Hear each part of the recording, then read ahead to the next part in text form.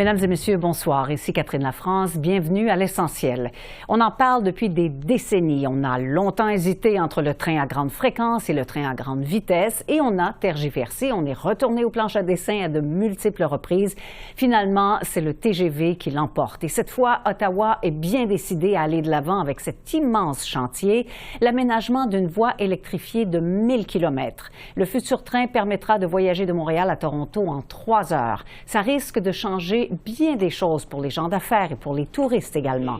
On vise à développer d'abord le corridor Québec-Toronto et par la suite se greffera le segment Toronto-Windsor. C'est donc la population des deux plus grandes villes canadiennes dans les deux provinces les plus populeuses qui sera mieux desservie en transport en commun sur longue distance. Pour bien des gens, il était temps que le Canada se dote de ce genre de service.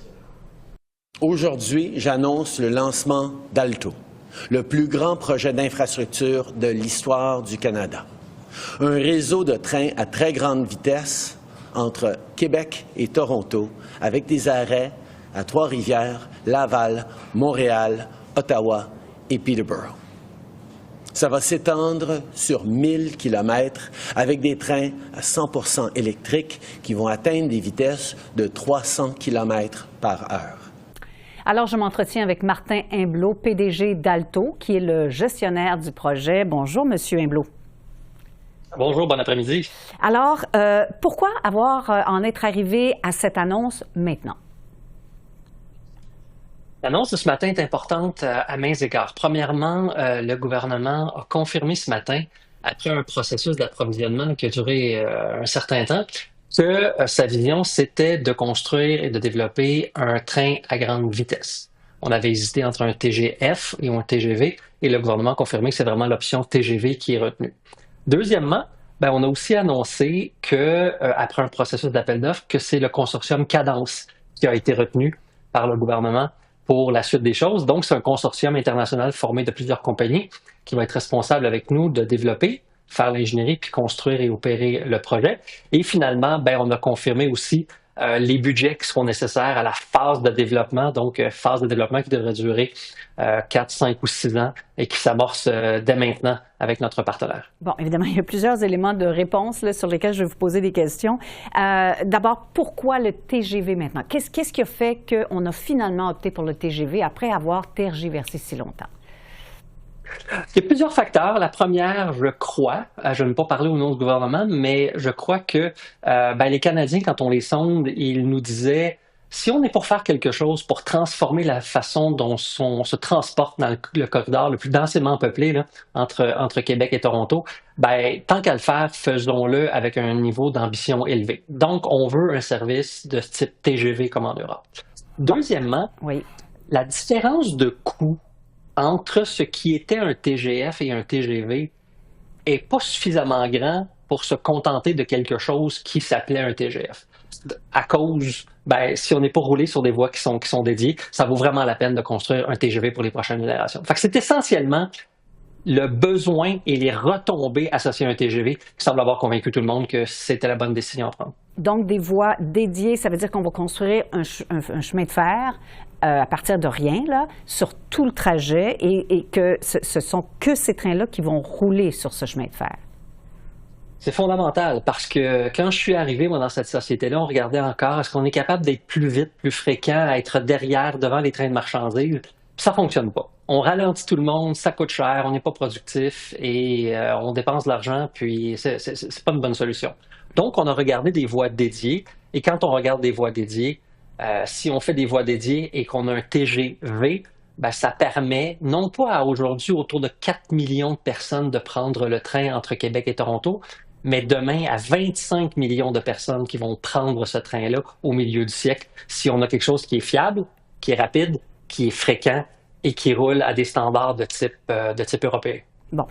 Alors, le budget maintenant. Donc, on en a parlé très souvent. Évidemment, c'est immense ce chantier. On a souvent avancé le 100 milliards de dollars, ce chiffre-là, pour les coûts totaux, évidemment.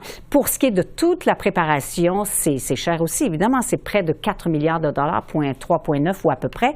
Alors, pourquoi on n'a pas des chiffres plus précis d'abord et à quoi servira cet argent exactement? Premièrement, le chiffre j'ai entendu ce matin 200 milliards, j'ai entendu 100 milliards. Ces chiffres-là, ça vient pas de chez nous. Parce que les hypothèses de travail sont pas suffisamment avancées pour être partagées avec un degré de rigueur qui est crédible. Donc, faut se méfier de ces affaires-là.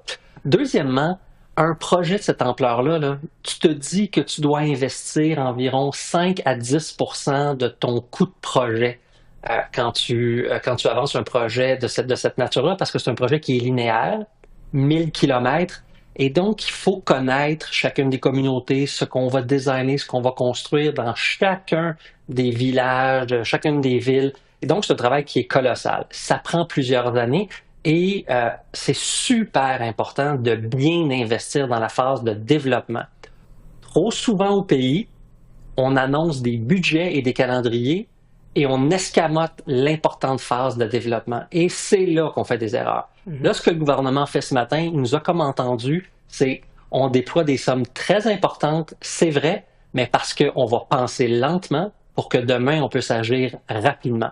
Donc, le budget de 3,9 milliards, c'est pour toute notre phase de développement pour les 6 prochaines années, pour faire de l'ingénierie, les processus environnementaux, initier les processus d'acquisition, payer nos partenaires pour avancer. Donc, c'est un budget qui est conséquent, mais qui va nous permettre vraiment de présenter à la population quelque chose qui est essentiellement dérisqué quand on va commencer la construction. Bon, on a déjà identifié quelques stations, Québec, Montréal, Laval, j'en passe, le Peterborough, évidemment jusqu'à Toronto, etc. Est-ce que ça, c'est définitif ou ça pourrait changer? Ben, l'idée, c'est que ça ne change pas trop parce que l'un des risques de ces projets-là, c'est quand on change d'idée alors que le processus est commencé. Le mandat que nous avons, dont j'ai hérité, c'est 7 stations, environ 1000 kilomètres. Vous avez nommé les villes. On part de Québec. C'est trois capitales, nos 2 métropoles canadiennes. Québec, Trois-Rivières, Laval, Montréal, Ottawa, Peterborough, Toronto.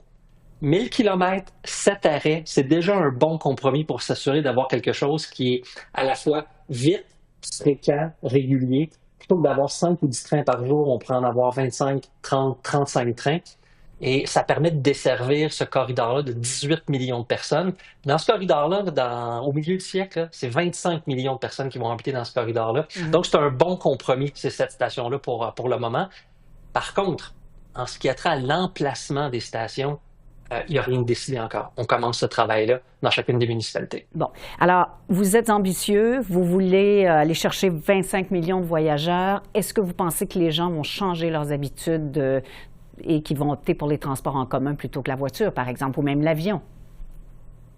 Je ne veux pas aller chercher 25 millions de personnes. On regarde comment les projets de TGV sont développés en Espagne, en Italie, en France, dans des corridors densément peuplés de façon similaire, entre, par exemple, Marseille et Paris, ou Paris et Lyon, Rome, Florence, Barcelone, Valence, c'est 15 à 20 millions de personnes. Et après quelques années, les TGV ont un degré d'achalandage qui ressemble à ce que je vous donne, 20-25 millions de personnes. Pourquoi? Ben, ça coûte moins cher, c'est le coût de la vie qui est amélioré, ça augmente la productivité, c'est plus confortable, on fait des allers-retours. Donc, on améliore la vie des Canadiens du jour au lendemain. On ne le fait pas aujourd'hui parce qu'on ne l'a pas. Et ce n'est pas une solution qui se cherche un problème, c'est vraiment une solution à quelque chose qui est là présentement. Nous n'avons pas de système ferroviaire performant qui permet aux Canadiens de se déplacer de façon efficace et abordable dans cet important corridor-là. En terminant, M. On n'est pas différents. Hein? On pense des fois que c'est l'unicité, le Québec et le Canada, et l'Ontario est différent des autres. Mais absolument pas. Le besoin est là et on va offrir aux Canadiens ce qu'ils désirent déjà depuis trop longtemps. Bon. Terminant, M. Hublot, en quelques secondes, est-ce que vous êtes confiant que ce projet va bel et bien voir le jour alors que, vous le savez, on s'en va en élection bientôt au gouvernement fédéral, il pourrait y avoir des changements. Est-ce que vous pensez que ça va voir le jour? Ce projet-là va vivre plusieurs cycles électoraux fédéraux, municipaux, provinciaux. Le temps, ça donne raison aux bonnes idées. Et les Canadiens le désirent. Après ça, le gouvernement prendra les décisions qu'il veut bien prendre, mais un projet qui accroît la productivité des Canadiens de cette façon-là, j'aime dire qu'on n'est pas assez riche pour s'en priver. C'est un investissement pour les 75 prochaines années. Merci d'avoir été avec nous aujourd'hui pour nous parler de ce projet. Merci de l'invitation. À une prochaine.